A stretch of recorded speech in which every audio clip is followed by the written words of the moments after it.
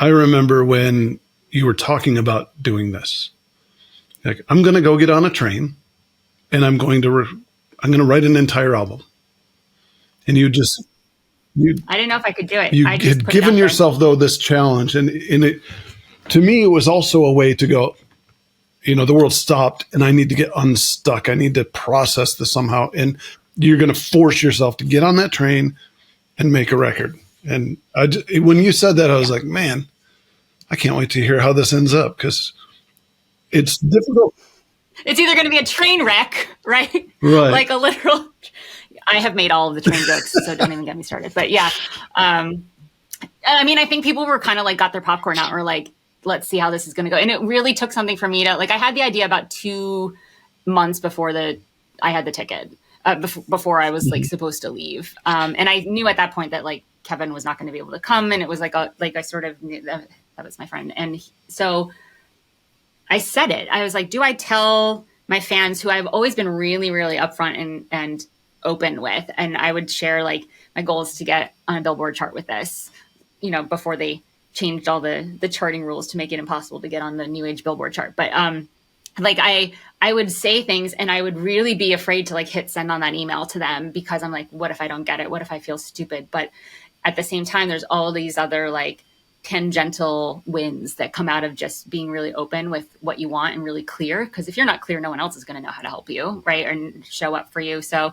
I was like, do I tell people that I have this idea and I don't know if I can write in 5 days? It took me 2 years to finish that One Piece Quantum Equivalent. Like I'm like hit or miss with how long it takes me to do anything. I mean, I come from an advertising job of commercial jingles writing where they were like, I need it yesterday. So I was like, I think I can write fast, but I also am going not for the purpose of like, there's a whole other reason why I'm doing this. It's sort of like, let's see if I can. So I did put it out there and I said, I'm going to do this. And I think partially just to like say it out loud and have the accountability of like putting it out there. And then I had that much more motivation to like give it my all and just see. And I was really clear. I'm like, I may not do this. Like, let's see. But in the first like 18 hours, I had 3 tracks done and I was like, okay, this is going to be just fine. And I actually my plan was to go from New York to Los Angeles, stay with my sister for 3 days and then fly home.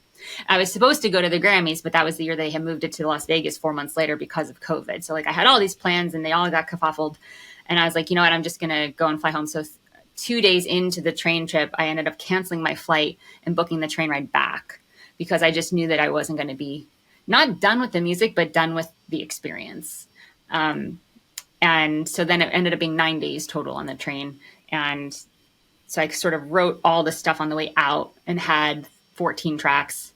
And on the way back, I edited and produced and sent them to a couple friends like Sangeeta to sing on, and Danae Vlase, who played piano, and Lily Hayden played violin. And I sent those tracks from the train, literally like at stops. Like when I had Wi-Fi, I was like sending the tracks and being like, hey, can you put something on this? And they were all like, yes, which was amazing. And then they sent stuff. So it was like producing on the way back. So it was writing and then producing on the way back. And then I got back to my studio and that's where I mixed it. And this is like a side, like dorky mixing note, but I was like, where are all my bass lines and like low cool drone rumble things that I had thought I had put in here? And I was like, oh my God, I thought I was hearing all these cool synths. It was just the train rumble, because the train is really freaking loud. And I was like, and I was really committed to like not composing or producing a single note after I stepped off the train, like 100% on train composition and production. So I had to do some like very sneaky mix, octave dropping things that were like, that I would not consider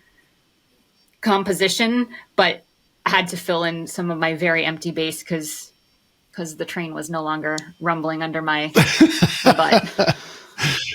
Oh, man. Yeah. And so you're doing new age spacious music that is, really an environment where the listener just wants to get away from everything. And it's the peace and the serenity of that. Yet you wrote it and recorded it while in a very noisy place.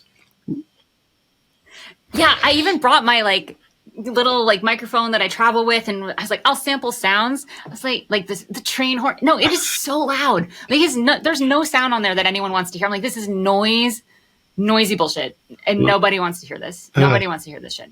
So I did not, that microphone got stuck at underneath all my socks, like did not bring that microphone out once. Like, and how you could no one would ever guess that album would have been made in a noisy place, because it almost seems like you have to get yourself to such a place to create it. It's crazy. Yeah. I mean, there was one time I was working on a track, and it was when we were going through the Rocky Mountains, which was, I had to put everything down because it was January, going through the Rocky Mountains. So the Colorado River was frozen and the train goes right along it. So there's like hundreds of elk running on the frozen river. Like, it's magic ridiculousness. And the train conductor was very excited, and he was like singing songs and like giving us all these facts about the number of bridges that were in the, like, I mean, we would wake up and he'd be like, "Good morning to California," like singing. And I have videos of like, I'm like, are you kidding me? Like, it was a lot at some points, and I'm like, I just need to compose through this. I was like, don't steal his song, don't steal his song. Like, trying not to get his little melody like in my ear, like, get out of my ear. I have like my noise canceling headphones on. Yeah. That's tricky.